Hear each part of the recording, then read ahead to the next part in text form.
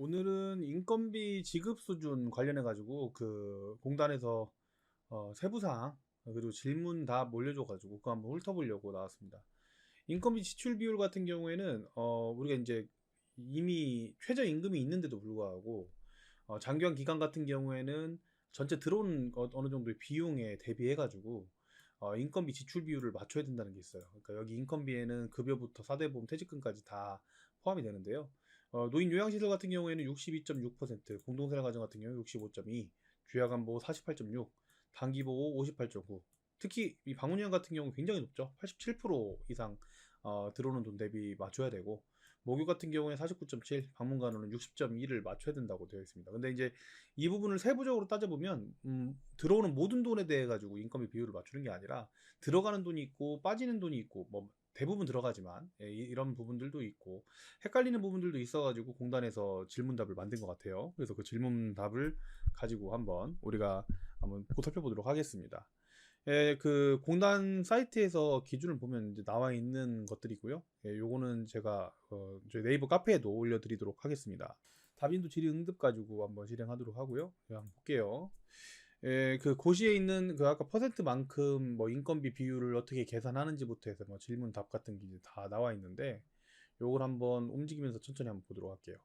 인건비 지출 비율 같은 경우에는 급여 유형별로 1년 여기 지금 많이 헷갈리는 것들 중에 하나인데 급여 제공 월 기준으로 합니다. 그러니까 이제 예를 들어서 실제 급여 제공 월이 1월 1일인 경우에 이 월급은 실제 2월 달에 주는 경우 많잖아요. 당월에 주시는 경우도 뭐 종종 있긴 하지만 대부분 다음 달에 보통 주시잖아요. 이렇게 되는 것을 생각을 하시면은 실제 월급으로 따지면 2월 월급부터 1월 월급이 되겠죠. 그래서 요거 되게 많이 헷갈리시더라고요. 그래서 이 급여 제공월 기준으로 해서 지출이 되는 거고 장기요양 급여 비용이라고 하는 부분을 분모로 하고 그다음에 나머지 급여부터 퇴직금까지 다 집어넣어서 합쳐가지고 분자로 하는데 이때 이제 그 나눴을 때 나오는 소수점 첫째 자리까지는 인정을 하고 둘째 자리에서 반올림을 한다 이렇게 되어 있습니다. 예를 들어서 4.28로 나온다 그러면 4.2 뭐 45.8로 나온다 그러면 45.84로 나온다 그러면 45.8 이렇게 이제 반올림을 소수점 둘째 자리에서 한다는 겁니다. 두 번째 인건비 지출 비율이 인정되는 장기요양 범위 같은 경우에는 이 그 실제 장기요양 기간마다 조금씩 다릅니다. 근데 여기 보면은 지방자치단체에 대한 신고를 한 인력들만 직원으로 하는 거 알고 계시죠? 예, 여기 알고 계시고 노인 공동생활가정의 시설장 또는 사무국장이 배치된 경우에는 사회복지사를 장기요양요원으로 인정하겠다. 이렇게 이제 예외 조항이 하나 나와 있어요. 근데 그 외에는 이제 표로 정리가 되어 있는데요. 25년에 비해서 이렇게 조정이 조금 됐죠. 보시면은 이렇게 표를 보시면 될 것 같습니다. 요양시설 같은 경우에는 간호, 물리, 사회 요양보다해서 이렇게 가로치고 물리작업 치료사라고 이렇게 표시가 되어 있어요. 이렇게 이 표를 기억하시면 좀 될 것 같다라고 생각을 합니다. 가장 이례적인 게 지금 요거 한번 그 1년 동안 유예가 되긴 했는데 결국에는 이제 방문여 같은 경우에는 인건비 지출 비율이 87%로 올라갔어요. 굉장히 쉽지 않죠. 자, 세 번째, 인건비 지출 비율이 계산할 때 분모가 되는 장기간 급여 비용이란 무엇이냐? 이게 모두 다 포함되느냐? 보통 공단 부담금과 본인 부담금은 다 합계를 포함이 되는데 그 외에 이제 포함되는 항목이 있고 제외되는 항목이 있어요. 이게 원래 고시를 보면 좀 복잡하게 돼 있어가지고 이게 정리를 한 것 같습니다. 여기 보면은 포함되는 항목으로는 장기 근속장려금, 요양보호사 보수, 뭐 농어촌 인력 그 지원금, 대부분의 이제 비용들 이 거의 다 포함되어 있고 다른 것들 다 포함되어 있다고 보시면 되고 여기 보시면은 재해 비용만 보시면 될 것 같아요. 방문 요양에서는 원거리 고통 비용, 그다음에 사회복지 가산금액 중에서 수급자 기준 인건비 대상으로 인정되는 장기요양 외 가산금액이라고 되어 있는데 방문 요양 같은 경우에는 그 인원수마다 사회복지사 배치가 가능한데 그 인원수를 제외하고 임의적으로 대표님이 사회복지사를 뽑으신 경우에는 그 부분은 가산되지 않는다. 예, 그 부분은 포함되지 않는다라고 되어 있는 것이에요. 그래서 요거 하나 알고 계시면 좋을 것 같고요. 목욕 같은 경우에는 그 사회복지사 배치 가산 금액 빠지고요. 방문 간호 같은 경우에도 사회복지사 배치 가산 금액이 빠집니다. 그리고 주야간보호 같은 경우에는 장기 근속 장려금 중에서 이 조리원 영양사 장기 근속 장려금은 당연히 빠지게 되어 있고요. 그다음에 요거 이동 서비스 비용이 실제 그 분모에서 빠지게 되어 있습니다. 예, 요거 확인해 주시고요. 여기 이번에 보면은 원래 밑에 보면은 공통적으로 빠지는 것들이 있는데 지금 특장 차량 한시적 지원금 요거 목욕 서비스 지원금 그다음에 이 조리원 가산금, 맞춤형 서비스 가산. 여기서 특히 이 맞춤형 서비스 가산 같은 경우에는 요양 시설과 주간에서 나오죠. 이게 아마 다 가산이 빠질 거예요. 그래서 이게 지금 빠져 있는 내용들 한번 살펴보시면 될 것 같아요. 사실 뭐 전체적으로 그 자동 계산이 되기 때문에 뭐 아실 분들만 사실 아시면 되는 거긴 한데요. 그래도 이런 것들이 빠져 있다는 거. 왜냐면 이거 몇 프로 빠지는 게 대단한 크기거든요. 여러분들 이거 몇 프로 가지고 월급을 뭐 심하게는 뭐 천만 원, 몇 천만 원도 나갈 수가 있는 거라서, 그래서 이런 거 빠지는 것들은 제외하고 계산을 해야 알맞다 이렇게 생각하시면 될 것 같습니다. 단기보호 같은 경우에도 비슷하게 맞춤형 서비스는 빠져 있죠. 예, 지금 뭐 영양사나 조리원 장기근속 장려 같은 경우에는 당연히 이제 이분들이 직접 급여 인력으로 포함되어 있지 않기 때문에 그런 거예요. 요양시설도 마찬가지로 맞춤형 서비스 빠져 있고, 그다음에 인력 추가 배치 중에 조리원 가산금이라든지 이런 그 기본적인 가산금들이 빠져 있습니다. 이 직접 인력에 대해서만 가산이 되는 거죠. 그리고 이제 분모 같은 경우에는 아까 이제 빠지는 부분들만 제외하고는 대부분 다 들어간다고 이렇게 보시면 이해가 좀 빠를 것 같고요. 지출 비율을 계산할 때 분자가 되는 인건비는 급여, 수당을 모두 포함한 일체 뭐 시간의 근무 수당, 야간 근무 수당, 휴일, 기타 수당, 장기 근속 장려금의 기본 퇴직금까지 다 포함하는 겁니다. 이런 것들을 기억하시면 좀 좋고요. 그다음에 인건비 지출 내역을 제출을 할 때는 이게 보시면 6월분 급여를 7월달 청구할 때 등록하고, 이렇게 이제 전달에 대한 내용들을 계속 매월 입력을 합니다. 근데 여러분들 여기서 사실 아셔야 될 게, 매월 입력을 하긴 하지만 인건비 지출 비율은 1년에 대한 것이기 때문에 1년의 평균을 내 가지고 인건비 지출 비율이 사실 전체적으로 계산이 된다고 알고만 계시면 될 것 같습니다. 자, 그리고 이제 청구를 진행하려면 인건비 지출 비율을 제출해야 되는데, 신규 개설 기간은 어떻게 해야 되느냐, 이런 이야기를 하는데요. 신규 게시월 같은 경우에는 인건비 지출 비율 산출 위원월에 포함되지 않는다. 그렇기 때문에 그냥 금액은 이 시스템상 확인해야 되니까 그냥 한 명의 일원으로 이미 저장해서 일단 청구를 하셔라, 이렇게 되어 있습니다. 그래서 첫 번째 신고 오픈하신 지 첫 달 같은 경우에는 인건비 지출 비율을 제출하지 않는다고 생각을 하시면 되는데, 시스템상 제출해야 되기 때문에 그냥 일원 이렇게 저장을 해서 청구를 하게끔 되어 있다, 이렇게 생각하시면 됩니다. 자, 그리고 이제 공동생활 가정에서 시설장에서 사회복지사 업무를 수행하는 이런 겸임을 하는 경우가 있어요. 이런 경우에는 추가 배치하는 경우에만 인건비 지출 비율에 포함시킬 수 있다는 거 답변이 나와 있습니다. 자, 그리고 방문 요양에서 사회복지사 인건비는 배치 가산 여부와 상관이 없느냐? 예, 방문 요양 상관없이 배정 인원수 대비해 가지고 이렇게 이제 가산을 되는데, 간호조무사, 팀장급 요양보호사는 가산을 받은 자에 한해서 방문 상담을 수용한 수급자비 인정 요양에 대해서만 인건비 지출에 포함이 된다, 이렇게 생각을 하시면 될 것 같습니다. 예, 그래서 많이 질문하는 것들 중에 하나예요.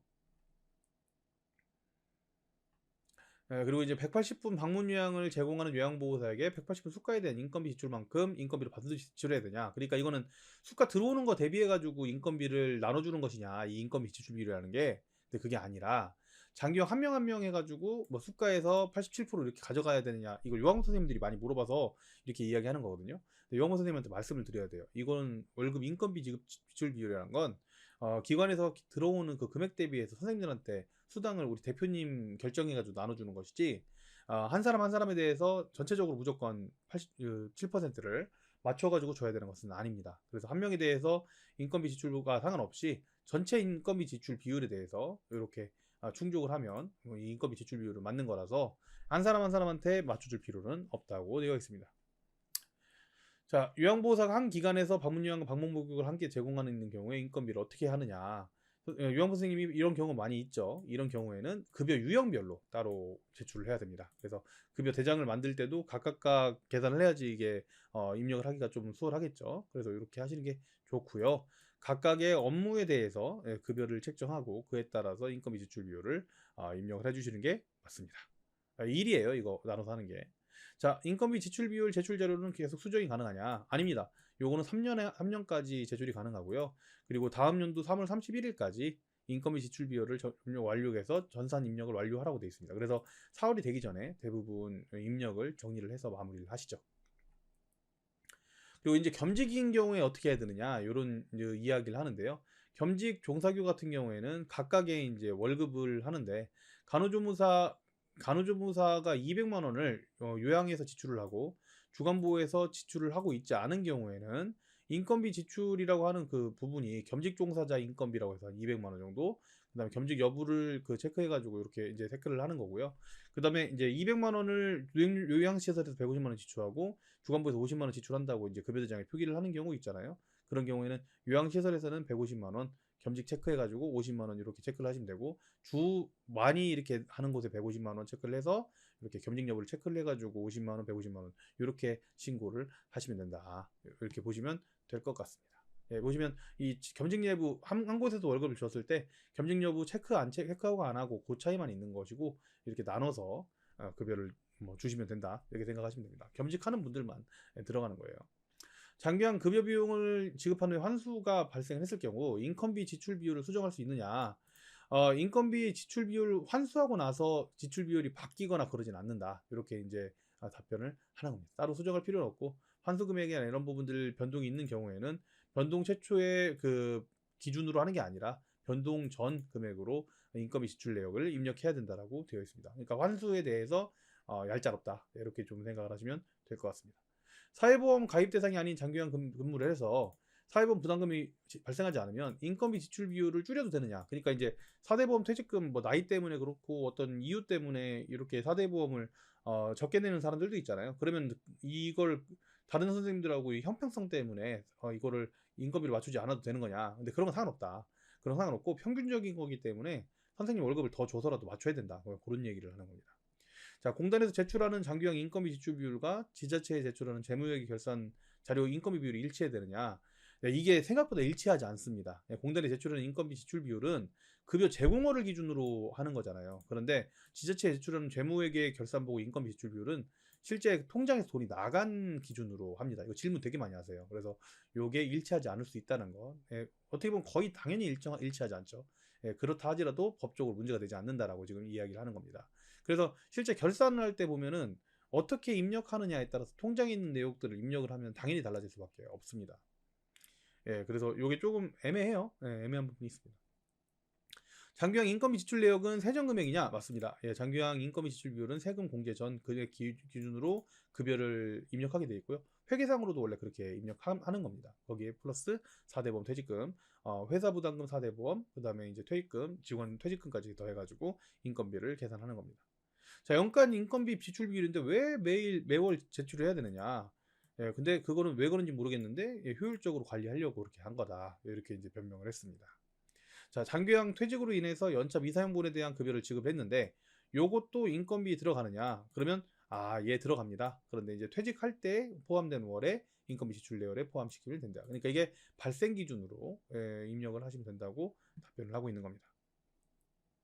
1년 미만 근무 퇴사를 해서 퇴직금 쌓아놓은 게 퇴직금을 이걸 모아놓은 게 이제 실제 지급되지 않겠죠. 그런 경우에는 다른 용도의 비용으로 사용을 해도 괜찮냐는 질문을 많이 하시죠. 그러면 퇴직금은 인건비에 포함이 되니까 인건비에 다른 용도로 사용할 수 없으나 예산 전용을 통해서 다른 용도로 사용할 수 있다. 다시 통장에 더 집어넣어 가지고 관양 항목 간의 예산을 전용할 수 있다. 이렇게 할 수 있는데, 문제는 뭐냐면 인건비로 해가지고 퇴직금 적립을 했었잖아요. 그러면 인건비 지출 내역에서 요 해당 금액을 마이너스 처리해야 된다. 그러니까 예를 들어서 선생님이 모아놨던 퇴직금이 172만 원이 모여 있었어요. 근데 선생님이 어떤 이유로 퇴직을 하셔가지고 1년이 안 된 퇴직을 하셔서 그 돈이 운영비로 사용되는 경우에는 원래 퇴직금으로 어떤 해당 달에 매월 모아가지고 17만 원씩 10개월을 모았다. 그러면 17만 원씩 돈이 들어갔을 거 아니에요. 근데 그 금액에서 다시 170만 원을 빼오는 거니까 마이너스 170만 원을 인건비에 지출을 해서 다른 수당이나 이런 부분들을 지출을 해서 인건비를 또 맞춰야 되겠죠. 그래서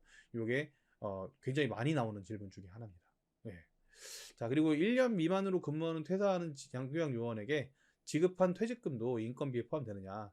1년 미만으로 근무하고 퇴직금을 적립을 해가지고 퇴직금을 주는데 실제 더 지급되는 경우에는 그 차액만을 월 인건비 비율로 한다고 되어 있잖아요. 이것도 보시면은 그 인건비라고 하는 부분이 이미 적립금으로 포함되어 있기 때문에 인건비 포함되지 않았다고 했지만 이 답변이 조금 애매한 부분이 있어요. 뭐냐면 요 급여라고 하는 그 적립되어 있는 부분들을 적립을 해놨다가 주는 경우에는 인건비를 인정하겠지만, 그렇지 않고서 적립 안 되어 있는데 그냥 지급이 된다고 하면은 그걸 인건비 지출을 반영하지 않겠다는 거잖아요. 그래서 요 부분은 조금 애매한 부분이 좀 있다. 질문 답 중에 이렇게 좀 생각을 합니다.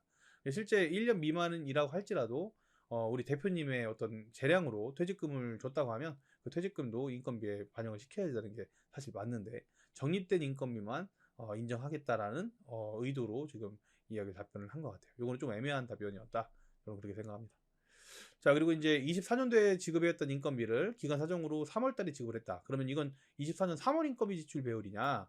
아닙니다. 요거는 급여 제공 원월 기준일이기 때문에 1월 달에 잘못 지급한 인건비를 3월 달에 입력한 거는 3월 달에 지급한 인건비다. 이렇게 딱 규정이 되어 있습니다. 그래서 공단은 급여 제공 연월 기준이다라고 생각을 하시면 될 것 같습니다.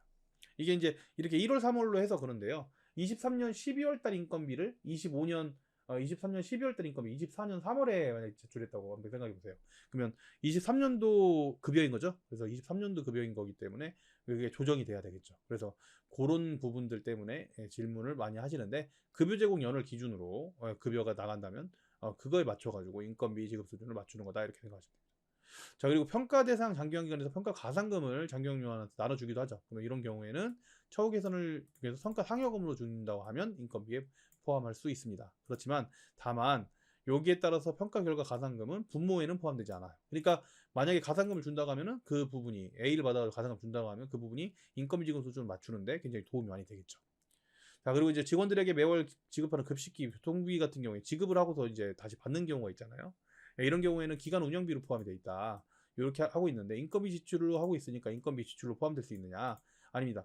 우리는 인건비에 지출하는 제자체 제출하는 재무회계에서도 인건비로 신고된 금액에 대해서만 인건비로 인정이 된다고 했어요. 그러면 이 부분 같은 경우에는 우리가 이제 복지 형식으로 제출을 한다고 하면은 그 부분은 인건비가 아니다라는 얘기라고 보시면 됩니다. 그래서 복지 비용은 인건비가 아니다 이렇게 생각을 하시면 되고요.